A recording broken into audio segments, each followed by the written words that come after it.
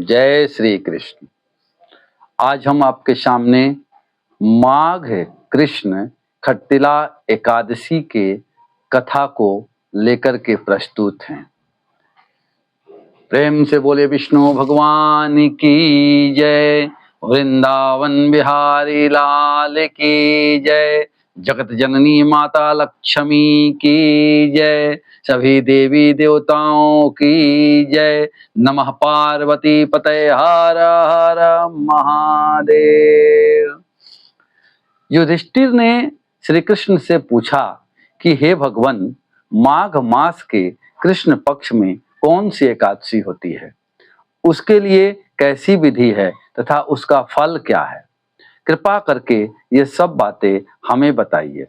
श्री भगवान बोले कि हे नृप श्रेष्ठ, माघ मास के कृष्ण पक्ष की एकादशी खट्टिला एकादशी के नाम से विख्यात है, जो सब पापों का नाश करने वाली है। मुनि श्रेष्ठ पुलस्त ने इसकी जो पापहारिणी तथा दालभ्य से यह कथा कही थी, उसे सुनो। दालभ्य ने पूछा था कि हे ब्राह्मण देवता, मृत्यु लोक में आए हुए प्राणी प्रायः पाप कर्म करते रहते हैं, उन्हें नरक में न जाना पड़े, इसके लिए कौन सा उपाय है, बताने की कृपा करें। पुलस्त जी बोले कि हे महाभाग, माघ मास आने पर मनुष्य को चाहिए कि वह नहा धोकर के पवित्र हो, इंद्रिय संयम रखते हुए काम, क्रोध, लोभ, अहंकार और चुगली आदि बुराइयों का त्याग कर दे।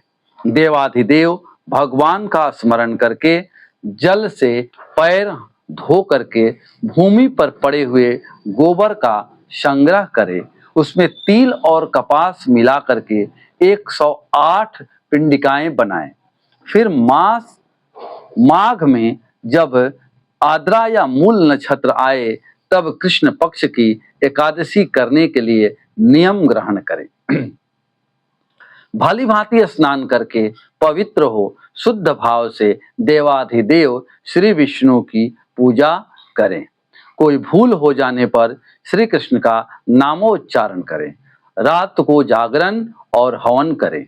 चंदन, अर्गजा, कपूर, नैवेद्य आदि सामग्री से शंख, चक्र और गदा धारण करने वाले देव देवेश्वर श्री हरि की पूजा करनी चाहिए। तत्पश्चात भगवान का स्मरण करके बारंबार श्री कृष्ण नाम का उच्चारण करते हुए कुम्हड़े, नारियल अथवा बिजौर के फल से भगवान को विधि पूर्वक पूज कर अर्घ दे।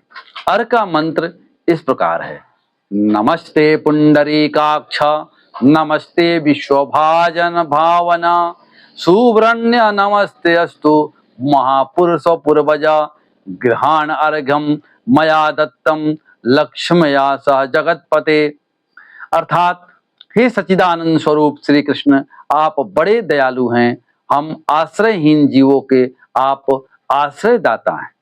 हम संसार समुद्र में डूब रहे हैं, आप हम पर प्रसन्न होइए।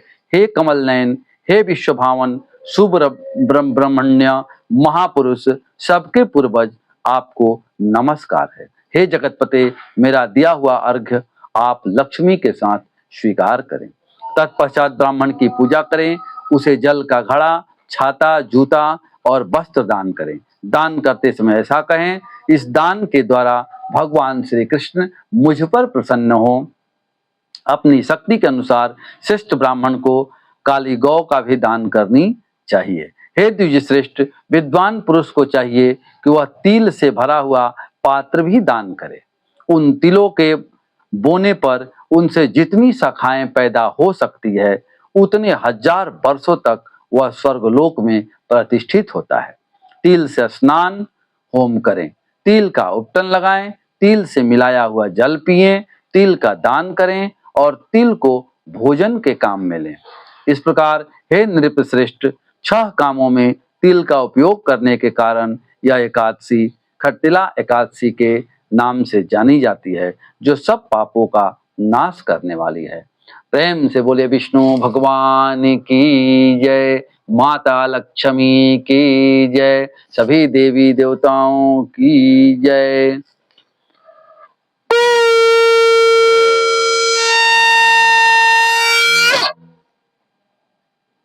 अगर आपको मेरी ये वीडियो अच्छी लगे तो कृपया करके चैनल को सब्सक्राइब करें, लाइक करें।